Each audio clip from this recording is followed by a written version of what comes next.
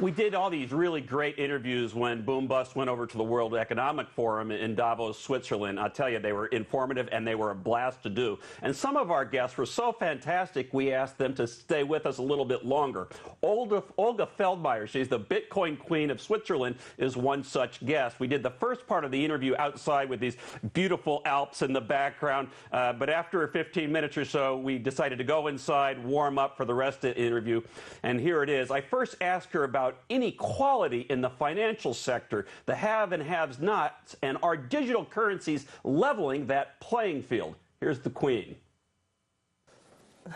You see, Bart, spending several years at UBS in wealth management, I learned that, the world today, the world of finance, is a very unequal place today, unfortunately, right? The privilege of safety, safe offshore assets today, is a privilege of rich, right? Until recently, the global custody is a safe place for assets. Those being places like Switzerland and so on. And if you're rich, there is a place for you, right? But then Bitcoin came up, and Bitcoin is actually the same. It's global custody, right, for everybody. And this is the first implementation of democratization of finance, right? So Bitcoin, was actually for me the inspiration, right? I mean, I come from Ukraine, we suffered through hyperinflation after Soviet Union collapsed.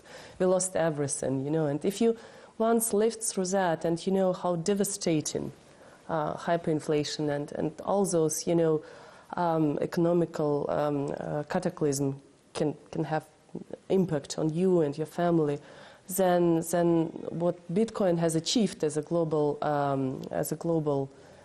cryptocurrency, post-national cryptocurrency, right? It's amazing. So that is the vision, this marketplace that is accessible to anyone and that gives everybody access to the same best breed of finance to which only rich people used to have until now, right? So that's the vision. You come from a banking background at UBS, but it seems to me that the banking industry probably has some pretty definitive thoughts about Bitcoin and other digital currencies and blockchain. What do you think they make of it, and what, if anything, are they going to do about it? I think it's changing dramatically. Just several years ago, most people were dismissive and they said, yes, that's all in the future, no use cases today. But it's changing today.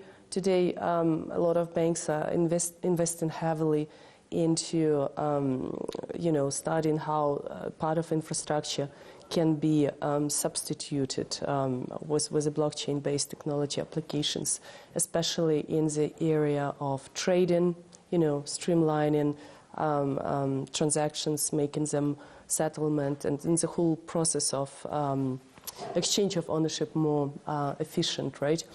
But it's kind of like funny because you don't need blockchain just to make it a little bit more cheaper, right?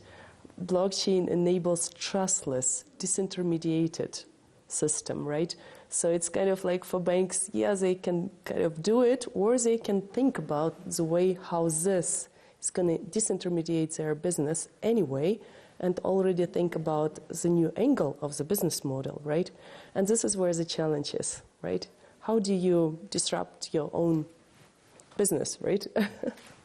And this is a place where I think startups like ours are coming into place, right? Mm-hmm. Banks are looking very intensively on what we do, right?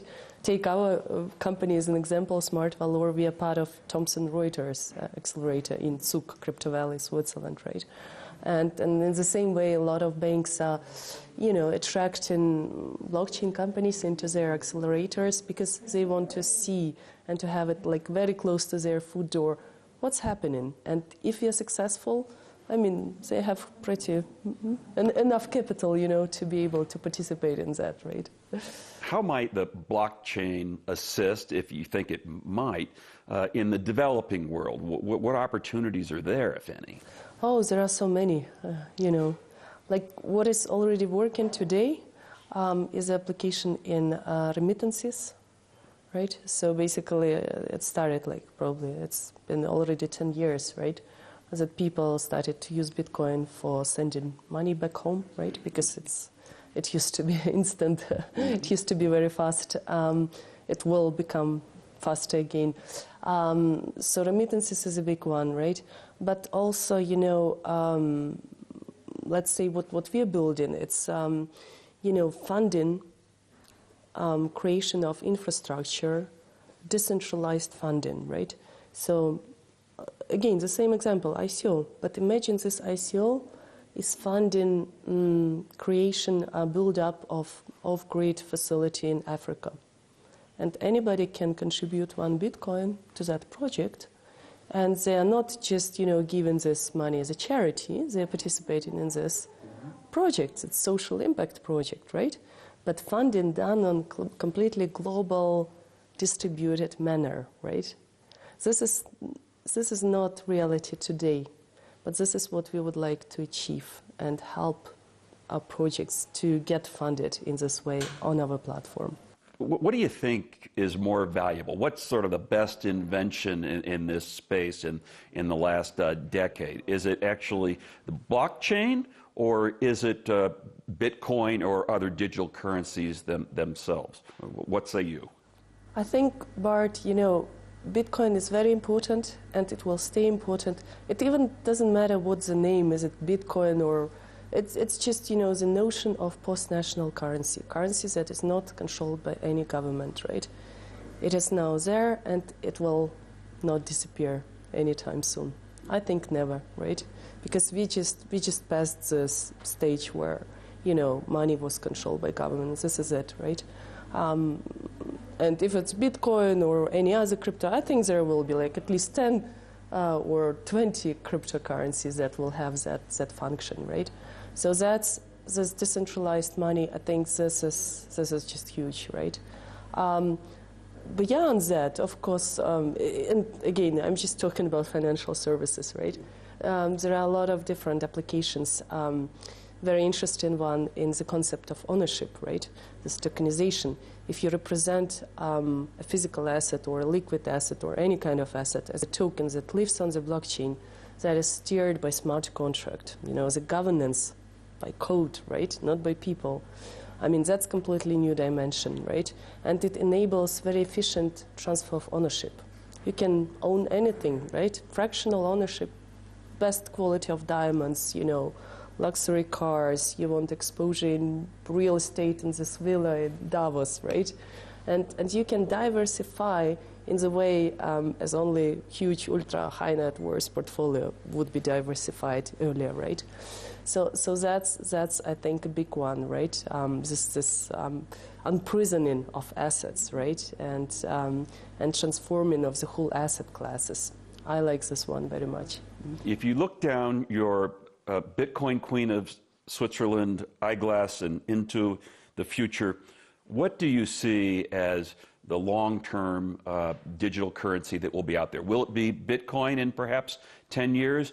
Might it be another one that's one of the top there in the group now that have high market caps? Or might it be even a digital currency that doesn't even exist today? Well, you know, since I'm also very interested in Bitcoin being fast a very successful cryptocurrency, I would wish, you know, that everything continues as before now. Also, my fear is that, you know, what we see in the recent, let's say, 6-9 months, you know, this speculation and this greed rolling out, you know, everybody's like, oh, you can make so much money, you investing in Bitcoin. That had a consequence that, you know, even retail investors are turning into that. People that actually cannot afford to lose that money, right? And cryptocurrencies are very volatile. You know, Bitcoin can go 70% down just like this, right? For us, you know, people that invested in Bitcoin like 5 years ago and we're used to that, it's okay, right? But for retail investors, you know, for people who drive taxi, all of a sudden, you know, 2/3 of the value is away, they're going to panic, right? And they're going to sell, and And then, you know, we're going to have like such a bust, you know, and it's going to be very dramatic. And this is not good, you know, it's not good for Bitcoin, because Bitcoin is actually not for that purpose, not for speculation, right? I believe, you know, if this bust happens and if that will turn into more prolonged, you know, downtrend price developments, then what can happen in the meantime that other currencies are being developed, and then somebody will say, oh, look, you know, why still look at Bitcoin? There are better currencies. Look at this, and Monero, and Zcash. And so probably people will start to switch into other cryptocurrencies, right? And but then again, you know, the same is going to happen with the other currencies. So it's going to be a rolling process, right?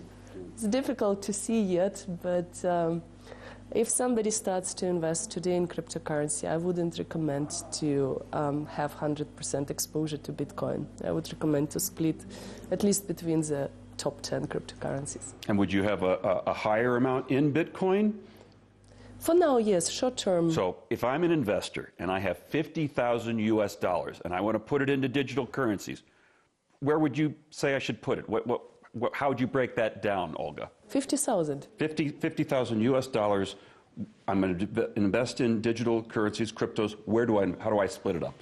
Bart, first of all, I would invest much more. but to your point, I would still put significant amount into Bitcoin, maybe like 10 to 20% into Bitcoin, right? Because you see, again, we saw now the price correction, right? It's down to 10,000. So obviously, I think Bitcoin has a potential to go to 100,000 within 1 or 2 years, right? It can go back again to 5,000, right? But the potential is there, right? And there are other interesting applications, like Ripple, you know, for payment, protocol for payment, right?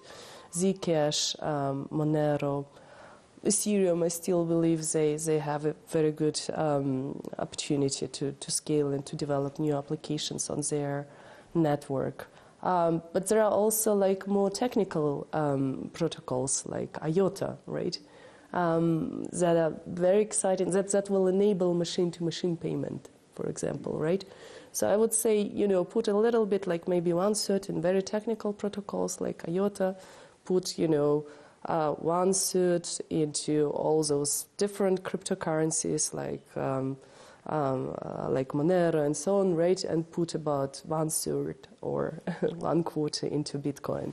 Olga Feldmeier, CEO of Smart Valor and the digital queen of Switzerland. Thank you. Thank you very much, Bart. It was a great time. Thank you. Isn't she great, right? That's it for now. Thanks for watching. Be sure to catch Boom Bust on YouTube at youtube.com/boombustrt. See you next time.